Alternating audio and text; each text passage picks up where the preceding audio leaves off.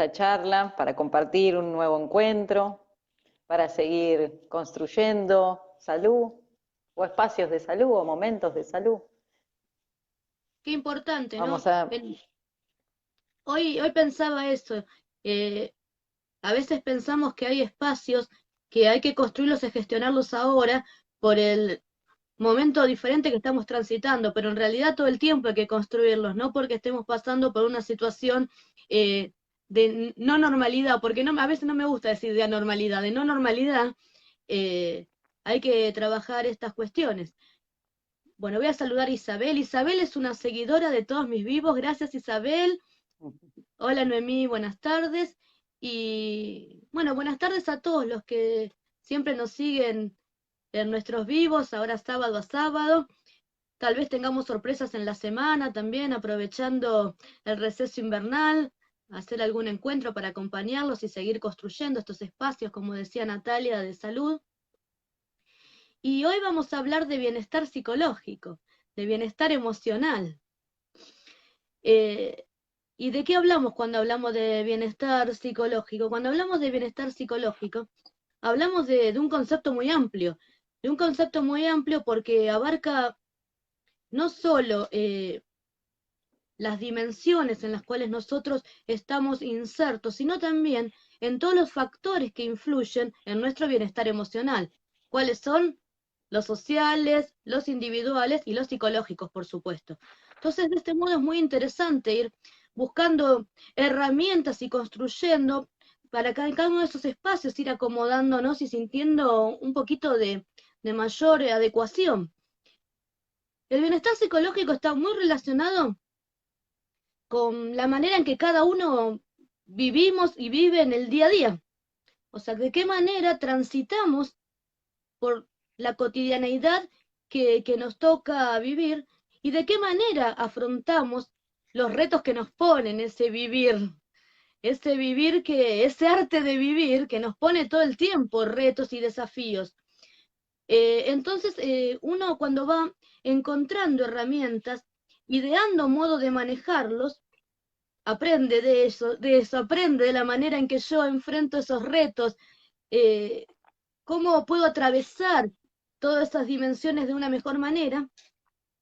Y estoy convencida que la mejor forma de hacerlo es profundizando sobre cada factor y sobre todo propiciando el encuentro con el sentido de la vida, este sentido de la vida que tanto venimos hablando. Cuando uno propicia, uno va buscando la manera en que puede transitar la cotidianeidad que le toca vivir de la mejor manera posible, uno va encontrando un sentido a la vida y va encontrando qué hacer con lo que nos pasa.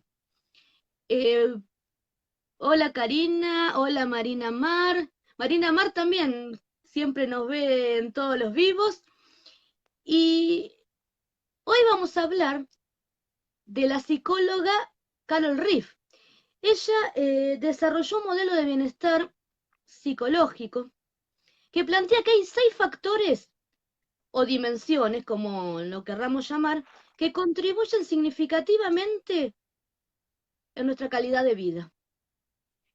6 factores que contribuyen a nuestra calidad de vida. Ujú. Este, la calidad de vida es, creo que como venimos hablando siempre, ¿no? Estamos hablando de constructos teóricos, por lo tanto la calidad de vida va a variar en función de la sociedad, ¿no? En la cual, digamos, se mida, o sea, hay distintos factores que uno puede utilizar para medir la calidad de vida de una sociedad. Por ejemplo, puede ser el bienestar material o puede ser el bienestar social, ¿no? Todo lo que hace referencia al desarrollo, como la productividad, ¿no? La contribución, la educación, el bienestar emocional, ¿no? Que es lo que nos trae a nosotros acá. Por lo tanto, dentro de lo que es la calidad de vida, nosotros nos vamos a abocar digamos, al área que nos compete, que es el bienestar emocional, ¿no? Y que hace referencia a diferentes factores. Como decías vos, bueno, Carol Riff va a tomar 6 puntos básicos, ¿no? Para poder definir, bueno, qué es un bienestar emocional, cuáles son los indicadores que podemos tomar para decir, bueno, si una persona goza de bienestar emocional, Y en función de eso, bueno, intervenir y trabajar sobre ellos, ¿no? Este, ¿Y de qué manera yo se de- puede, de qué sí, manera se empieza a intervenir y a trabajar en ellos, Natalia? bueno, principalmente primero empezar a definirlos un poco, ¿no? Estos criterios, ¿no? Y ver, bueno, en función de ellos qué características los componen y hacer una especie de autoevaluación para ver si uno, ¿no? Cumple con los criterios, ¿no? Que propone Carol para decir, bueno, gozamos o no de cierto bienestar emocional o psicológico, ¿no? Claro. Uno de esos primeros criterios que ella toma para definir el tema de el bienestar psicológico o emocional y por lo tanto que gozamos de salud mental positiva es la autoaceptación, que es Por uno de los supuesto. conceptos que también trabajamos con Yajoda, ¿no? Y que venimos trabajando, ¿no? Esto de poder realizar una integración, ¿no? Entre aquellos aspectos positivos y negativos, ¿no? Podemos llamarle negativos, ¿no? De nuestra personalidad. Aceptar es decir, bueno, es mantener una actitud en cierto punto positiva, ¿no? Con respecto a esas Bueno, características, ¿no? Y hay un psicólogo que es Carl Jung, en realidad Jung, perdón, Carl Jung, que refiere, ¿no? Que dice que todo aquello que uno niega en cierto punto, nos va a seguir insistiendo, nos va a seguir sometiendo, ¿no? Mientras que aquello que uno puede aceptar o incorporar en ese autoconcepto que uno tiene, ¿no? El poder aceptarlo, nos termina transformando. Y esto se refiere mucho con poder integrar los distintos sucesos de nuestra vida, los distintos sucesos desagradables de nuestra vida, ¿no? Este, para poder aprender de ellos también, ¿no? Integrarlos, incorporarlos, implica aprender de ellos. Ahora, la pregunta sería, ¿cómo me autoacepto? ¿No? ¿Cómo me bien. autoacepto? ¿Cómo llego a aceptar aquello que no me gusta de mí? ¿No? Yo creo que, bueno, uno puede tomar distintas herramientas para comenzar este proceso de autoaceptación, porque es un proceso en sí, no es algo que mágicamente uno lo pueda llevar adelante en algunas sesiones de terapia o en algunos, a veces lleva años Mm. el poder autoaceptarse, ¿no? Creo que una de las primeras cuestiones que uno tendría que poner, ¿no? Sobre la mesa para poder comenzar con este proceso es, bueno, detectar aquellas cuestiones que me están quitando felicidad, ¿sí? ¿Qué cosas de mí me están quitando felicidad? ¿Qué cosas de mi Sí, personalidad, de mis sí. características me están No, quitando, ¿no? Ese bienestar o ese, digamos, ese buen pasar, ¿no? Entonces, una vez cuando uno empieza a detectar esas cuestiones, que en realidad tiene que ver con todos estos esquemas de pensamiento mentales que hablábamos la otra vez, ¿no? claro. Son estos pensamientos que surgen, ¿no? En la conciencia de uno y que terminan realizando a través de estos esquemas lecturas particulares de la realidad. Entonces, primero tengo que detectar todos aquellos pensamientos negativos que tengo de mí, ¿no? Todo aquello que me está quitando felicidad y en cierto punto tratar de liberarme de ellos, ¿no? Tratar de poder limpiarlos, esto que también hablamos de hacer un poco de la higiene mental, ¿no?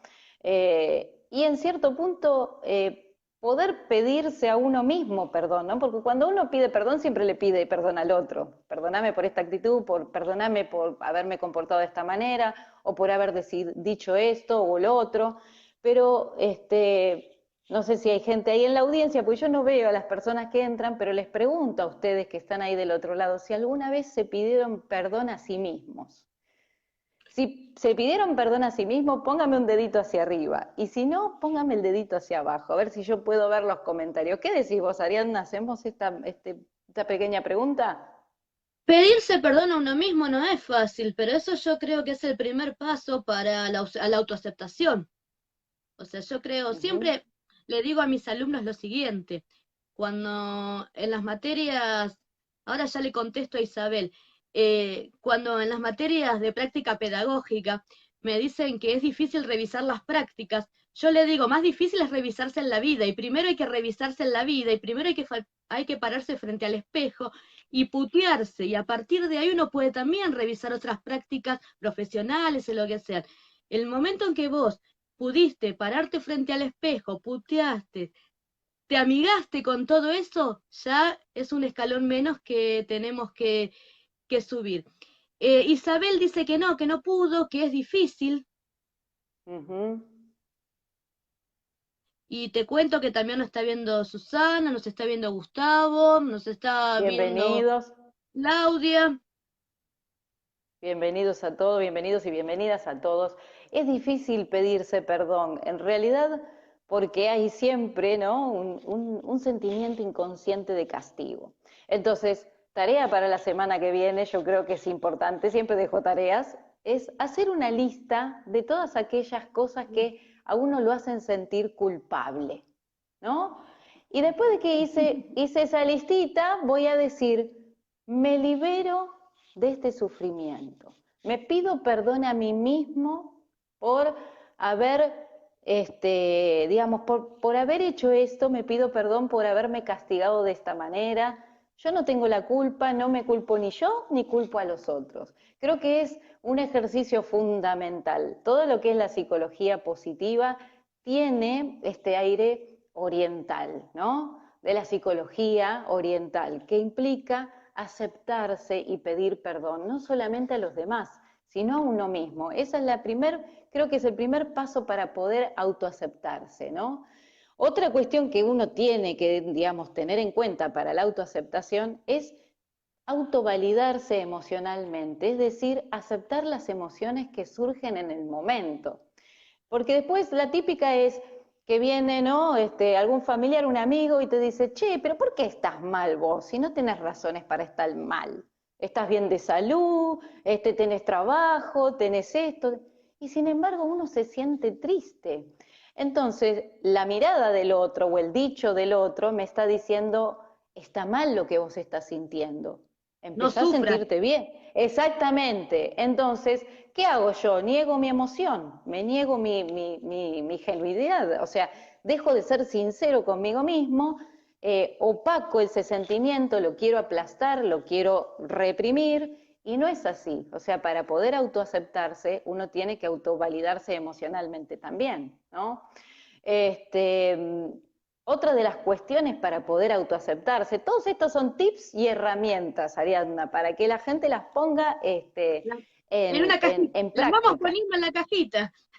Vamos armando una caja de herramientas donde uno empiece a autoaceptarse. ¿Qué es autoaceptarse? Bueno, primero, autovalidar mis emociones, ¿no? Pedirme perdón, cultivar una buena relación con la incertidumbre, ¿no? Porque uno quiere controlar todo, ¿viste, Ariadna? No sé si te pasa que la persona dice, no, pero yo quiero tener bajo en control, no quiero tener esta estructura, y la incertidumbre es intolerable, parecería que no podría llevarse adelante, ¿no? Las cosas si uno no las tiene arregladitas, estructuradas o acomodadas, y sin embargo uno tiene que empezar a cultivar una relación, otro tipo de relación con la incertidumbre, porque la vida es eso, la vida es riesgo, la vida es animarse a elegir, la vida es no saber qué es lo que va a pasar, eso es lo Claro, divertido también, ¿no? por Entonces, supuesto. no, uno quisiera saber el final de toda historia, pero qué más aburrido que eso,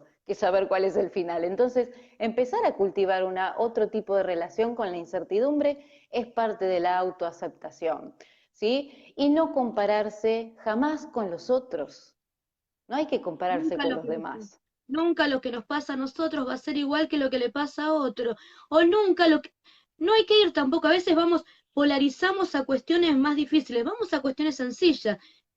Me quiero cortar el pelo y le pregunto a 45 personas si el pelo me va a quedar bien.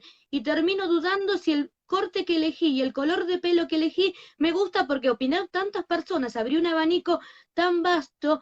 Entonces creo que siempre lo que vos decís, validarse uno y validarse lo que siente desde lo que hablábamos, de qué tengo ganas de hacer en este aislamiento social, a cuestiones de decisiones de la cotidianeidad, ¿no?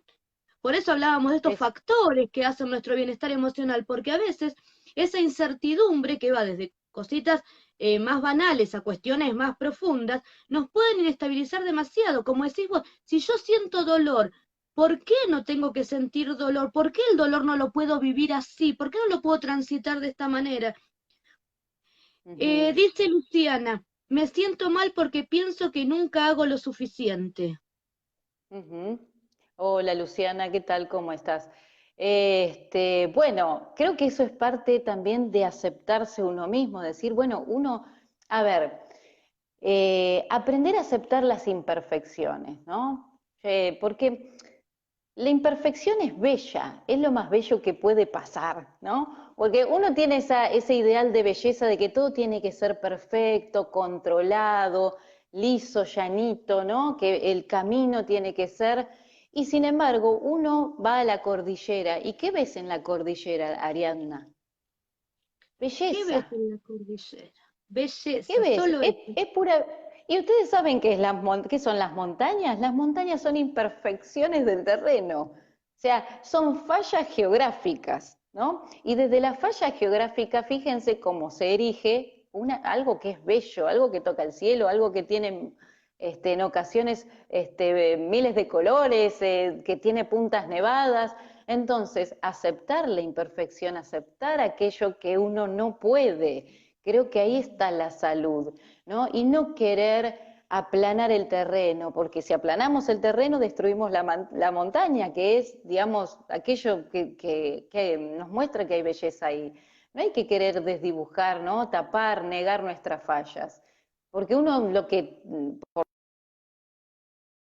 y si nosotros queremos tapar, estamos tapando todo el tiempo, estamos, ¿no? Yo siempre hago esta referencia, y los pacientes están hartos de mis referencias, pero le digo, el mundo es como un gran colador, ¿sí? Es como un gran colador, ¿no? Y si yo empiezo a tapar cada uno de esos agujeritos que hacen a este gran colador, yo me empiezo a quedar sin luz y me empiezo a quedar sin aire. Entonces, la intención en esta vida no es cubrir esos agujeros como si fueran fallas, ¿sí? Sino dejarlos que filtre por ahí el aire y la luz, ¿sí? Aceptar que uno no es perfecto y ahí está la salud mental. Y esto se ve mucho en las relaciones, ¿no es cierto, Ariadna? Mira, estaba pensando justamente en este factor del cual también habla Carol, ¿no? De las relaciones positivas, porque hablábamos de la validación del otro, de la mirada del otro, y para el bienestar emocional es y tener relaciones positivas, relaciones de calidad con los demás, gente con la que se pueda contar realmente, gente que se pueda amar y que nos ame realmente, sinceramente, con honestidad. Porque cuando perdemos el apoyo social, cuando empezamos a hacer real esa soledad social que se hace latente, aumentan mucho las probabilidades de que nos enfermemos. La salud ahí se desdibuja, porque cuando no tenemos un contacto sano con un otro, ahí se nos complica todo. Me van a decir qué beneficio tenemos, porque podemos tener beneficios y podemos tener desventajas de tener relaciones positivas. Dependen mucho de nosotros tener relaciones positivas, porque es la manera de cómo nos comunicamos con el otro, qué le damos al otro, porque a partir de lo que damos al otro, parece una frase hecha, pero es real. Vamos a recibir lo que damos y la manera que lo damos. Eh, Cuando nosotros tenemos relaciones positivas y satisfactorias con otros, nos va a interesar el bienestar del otro y al otro le va a interesar nuestro bienestar. Cuando vos decías muy bien recién, cuando una persona está atravesando un momento de dolor, vamos a entender su dolor, vamos a abrazar su dolor y no vamos a opinar sobre su dolor o ni decirle, ay, si yo pude, vos podés. Simplemente vamos a validar en el otro. Probablemente a veces nosotros invalidamos más al otro de lo que pensamos y después cuando necesitamos que nos validen recibimos lo mismo. Cuando uno tiene relaciones sanas, desarrolla una empatía hacia el otro, una forma de comunicarse y de entender al otro diferente. Ahora bien, no todo es tan lindo. Suele suceder que yo tenga relaciones que no son positivas, relaciones cercanas, sin más, que no son positivas, que no me enriquecen, que no me acompañan en mi crecimiento. Entonces ahí nos va a ser muy difícil ser personas que podamos acompañar al otro con calidez, con amorosidad. Seguramente vamos a ser una de esas personas que siempre está viendo en el otro algo que no nos gusta, algo que juzgamos, algo que criticamos. No tener relaciones positivas hace que no estemos dispuestos, hace y es el resultado de que no querer comprometernos con un otro. Porque cuando uno no se compromete con el otro, no tiene vínculos realmente importantes, no hace un vínculo realmente fuerte y que nos acompañe de la manera que necesitamos a ese otro que todo el tiempo nos tiene que estar acompañando en la vida porque somos seres sociales que necesitamos de los otros. Y entonces ahí caemos en distintas situaciones que nos llevan a soledades sociales que no son buscadas, no son un aislamiento social momentáneo por una pandemia. Son aislamiento social de que no tengo con quién hablar y realmente me entienda, que no tengo con quién salir. Una persona con la cual no puedo compartir lo que me pasa en mi diario porque tengo miedo que me juzgue. Una persona con la cual no puedo desnudarme, pues yo creo que tener relaciones positivas va ahí, poder desnudarme con el otro, ser yo realmente. Ahora bien, para que esto suceda, ¿qué es necesario, Natalia, también? Ya hablamos de la autoaceptación, de la validación. Ahora, ¿qué es necesario también, Natalia, para poder tener relaciones positivas y para validar mi autoaceptación? Ujú. Este, bueno, todo lo que es referente al bienestar va por distintos factores, distintos lugares. Creo que otra de las cuestiones que uno podría tener en cuenta para decir, bueno, si hay un bienestar psicológico, además de la autoaceptación, de las relaciones positivas y demás, es poder tener un proyecto de vida que también lo hemos trabajado desde Víctor Frankl, el poder darle un sentido, ¿no? El poder, digamos, encontrar en esta vida el mapa del tesoro, le llamo yo, ¿no? Ese mapa, por qué caminos andar, ¿no? En qué lugares cavar para encontrarlo, ¿no? Creo que uno tiene que tener una guía, una orientación, una meta, es decir, un propósito, un lugar hacia dónde ir, ¿no? Eh, y como decías vos la otra vez en los vivos, a veces esos proyectos en realidad son del día a día, ¿sí? No necesariamente tienen que ser metas a largo plazo. Probablemente, y no necesariamente todos tienen que venir por el lado laboral o académico o del éxito, ¿no? Porque, bueno, obviamente que esta cultura, ¿no?, de la posmodernidad nos va imponiendo determinados valores que uno inconscientemente los va absorbiendo, ¿no? Como que la belleza es tener un buen cuerpo, o que la belleza es ser perfecto, o que el éxito va a estar dado por tener determinado tipo de bienes materiales, o porque el dinero nos va a permitir obtener amistades, no sé. Distintos tipos, ¿no?, de valores que se van inculcando, que obviamente a veces son contraculturales en algún punto. Entonces yo creo que, bueno, uno para poder tener un propósito en la vida, primero tiene que fijarse determinadas metas, ¿no?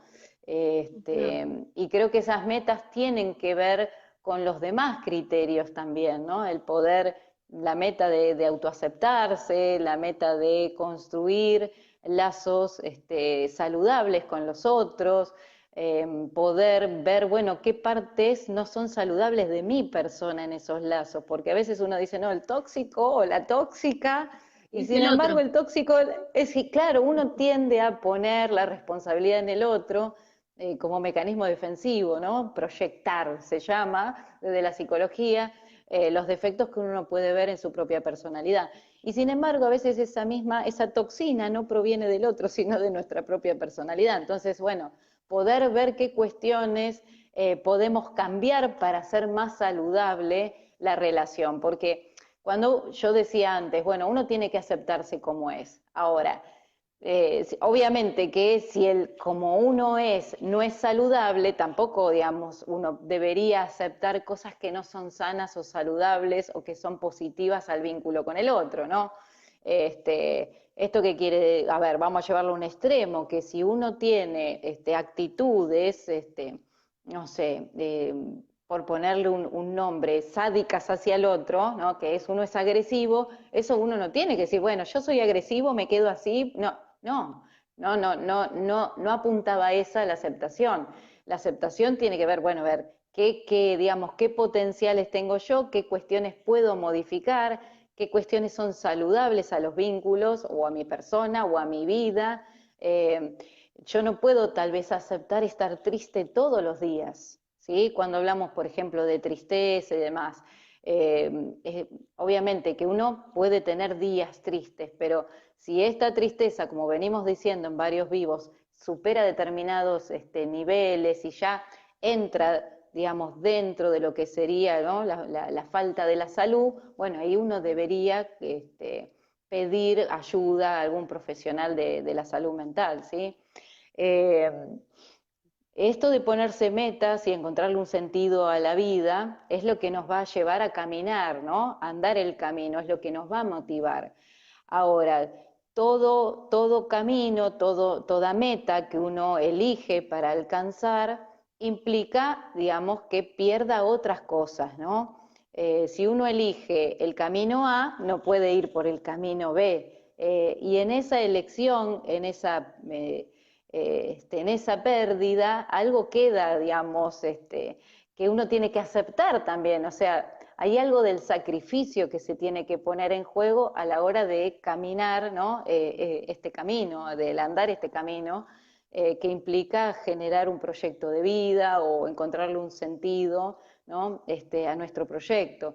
En esta elección, ¿no? Siempre cuando uno elige hay una pérdida, hay algo que uno no puede agarrar o asequir o tener, y eso también uno tiene que aprender a tolerar un poco, ¿no? A tolerar a perder algunas cuestiones, a realizar sacrificios, ¿no? Porque tal vez hay personas que no quieren elegir para no perder, y cuando no elegís, no hay posibilidad de crecimiento personal, ¿no es cierto?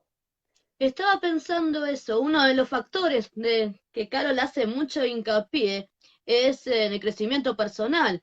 El, creo que el crecimiento personal va acompañado del propósito en la vida, de encontrarle ese sentido a la vida. Y como decías vos, con todas las cosas buenas, con lo malo que trae acá para eso, y sobre todo, y sobre todo, eh, sumando de lo malo, restando de lo bueno, y con todo eso va construyendo mi crecimiento personal.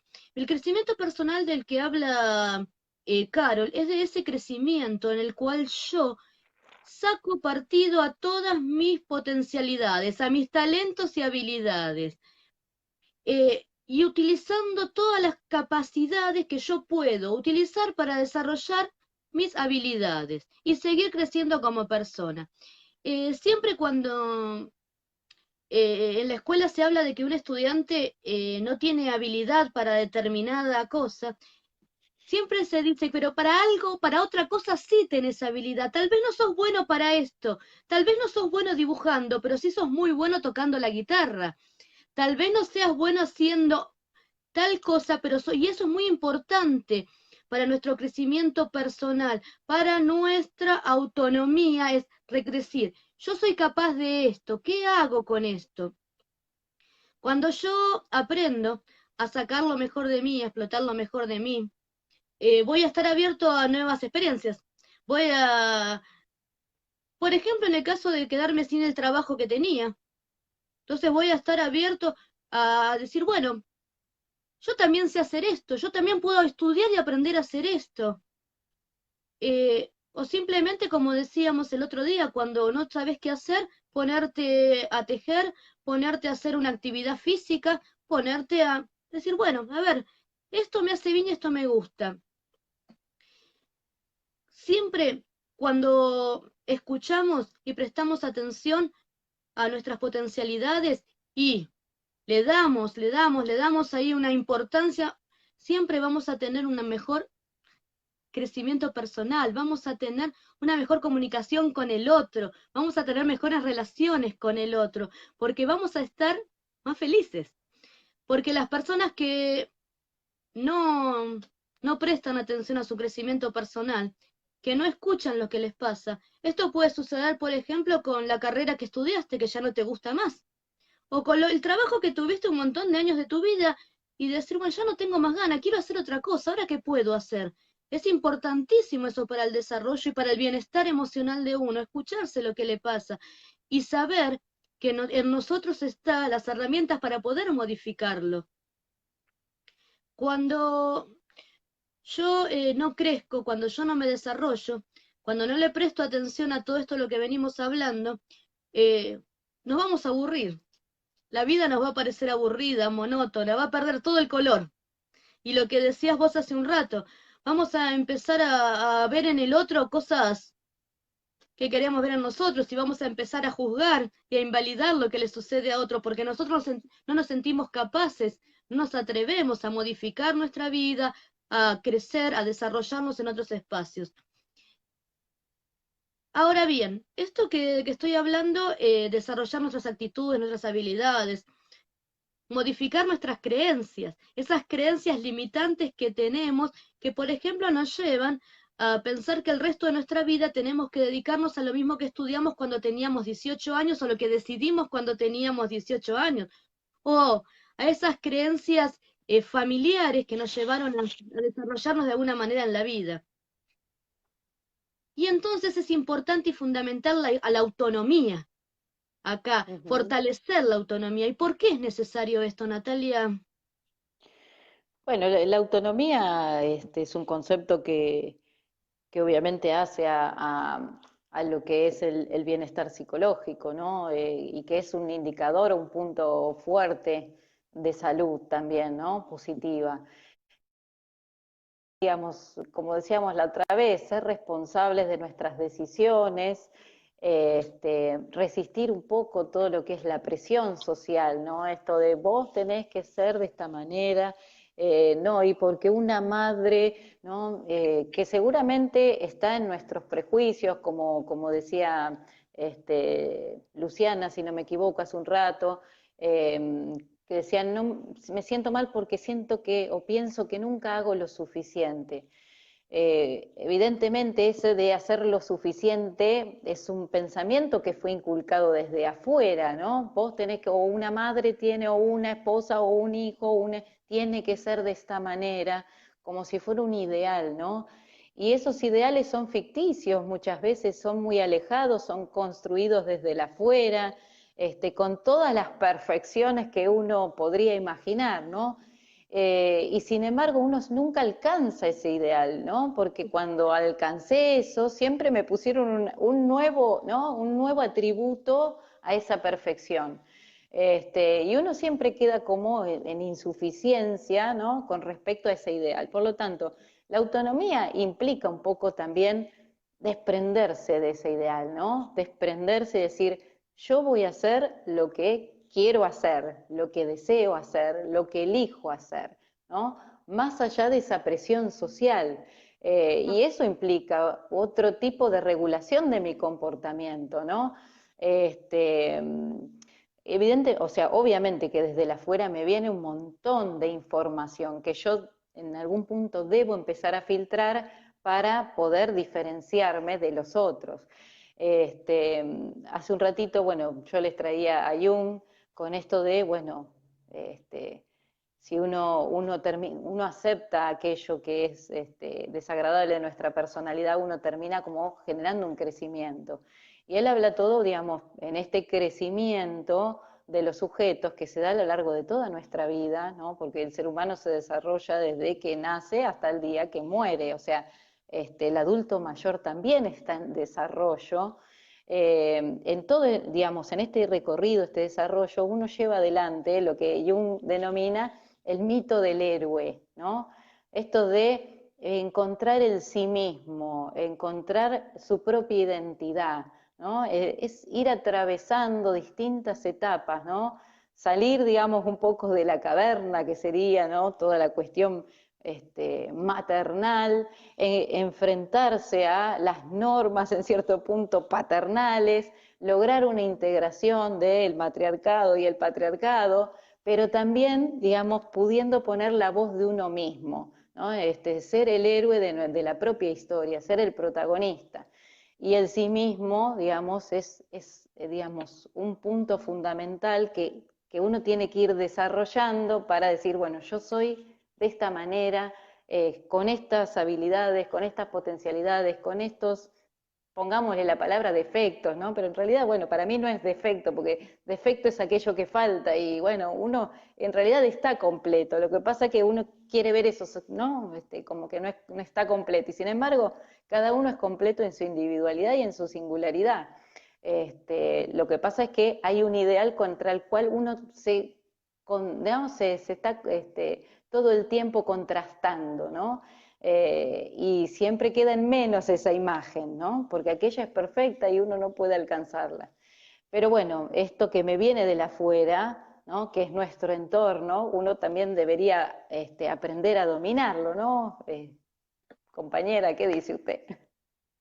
No, perdón, me estaba notando algo que no me quería olvidar de decir, por eso sí me quedé pensando, porque usted tocó un tema que amo, que es el mito del héroe, el recorrido del héroe, y me acordé de Mircea Eliade, de la literatura, donde siempre el protagonista tiene ese recorrido de heroico y ese recorrido en el cual va atravesando batallas y sale victorioso o no, pero depende, según lo que fue, de la manera que lo fue transitando, es de la manera que llega al final de ese recorrido.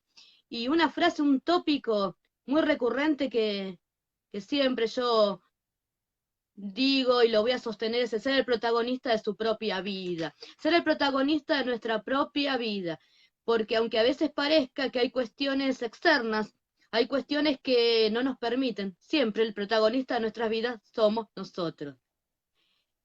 Por eso, uno de los factores que influyen también en nuestro bienestar emocional es el dominio con el entorno.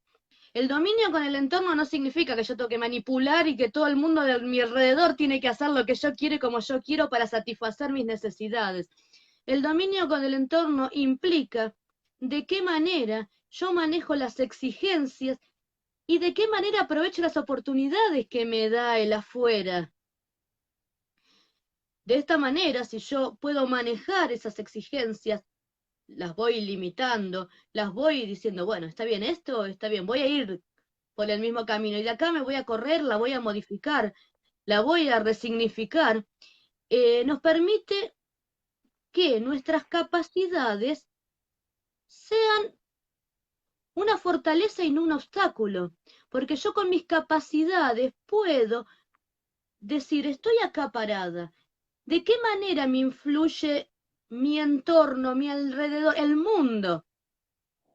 ¿De qué manera dejo que me influya? ¿De qué manera dejo que me limite? ¿De qué manera me potencia? ¿De qué manera me Ujú. potencia el afuera? Porque cuando soy una persona que, que puedo entender eso, que puedo pararme sin condicionamientos y entendiendo lo que pasa alrededor, cuando tengo una sensación de control de lo que pasa a mi alrededor, voy a ser capaz de sentirme influyente también en lo que pasa. No que me influye todo el tiempo el exterior, el entorno en el que me muevo, sino que soy yo la que también puedo influir. Hace un ratito decía Isabel, ser solidario con los demás es muy bueno y nos hace sentir bien claro.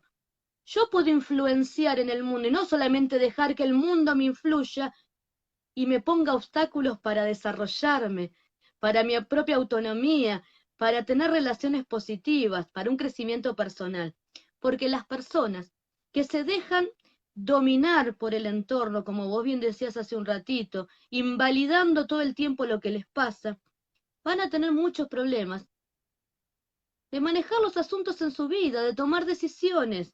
Se van a sentir incapaces de tener un puesto de trabajo acorde a lo que aspiran, de tener relaciones sanas, de tener una familia conformada según su placer y no según los condicionamientos sociales.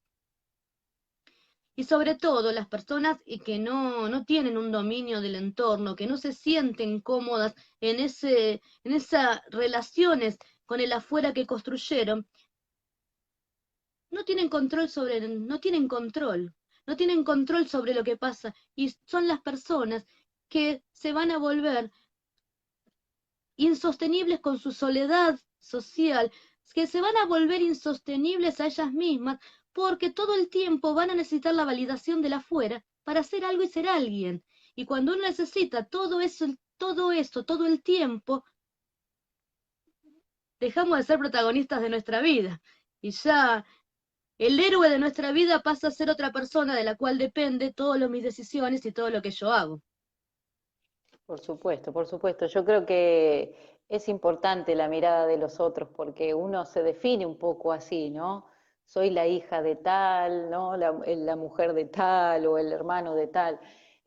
Los otros nos definen, pero uno tiene que ser más allá de ellos, porque si los otros nos dejan de mirar, nosotros no podemos dejar de existir porque esa Claro. mirada no esté.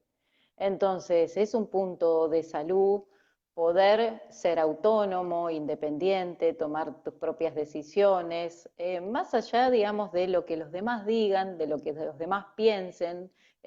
Como decías vos, bueno, me corto el pelo como quiero, como me gusta, y que eso no condicione mi sentir en realidad, que el otro me diga, ay, qué feo que te queda. Bueno, problema mío, tengo que decir, ¿no? O elegir, Entonces, por ejemplo, este, una carrera a estudiar, un trabajo, si estoy pensando en lo que el otro va a decir de eso, lo que el otro va a pensar, sin tomar en cuenta mi propio sentir, mis propios gustos, en un problema muy serio que va mucho más allá de banalidades como el cabello tal vez condiciona el resto de mi vida, teniendo en cuenta lo es, que dice el otro y la mirada del otro.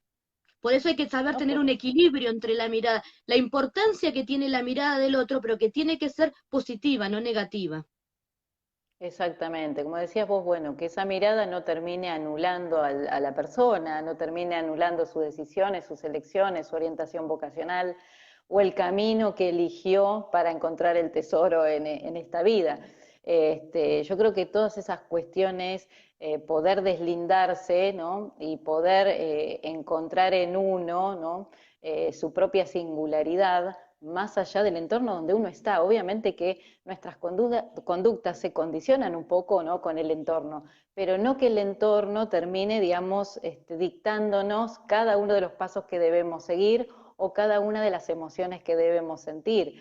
Yo creo que eso es autonomía, es salud mental, ¿no? Y eso nos va a hacer más fuertes a la hora de tener que soportar también las presiones del medio ambiente, porque esas presiones pueden generar estrés en el sujeto y el estrés es un condicionante fundamental para perder la salud mental positiva. Entonces, un factor protector del estrés es también construir todos estos criterios, empezar a rever estos criterios que nos dice Carol Riff para, digamos, poder tener, digamos, una autonomía, un autoconcepto, relaciones sanas, poder dominar el ambiente. Obviamente que la salud mental no quiere decir que yo tengo que dominar totalmente mi ambiente o tener un excelente autoconcepto. No, o sea, es un grado, la salud es móvil y se va construyendo.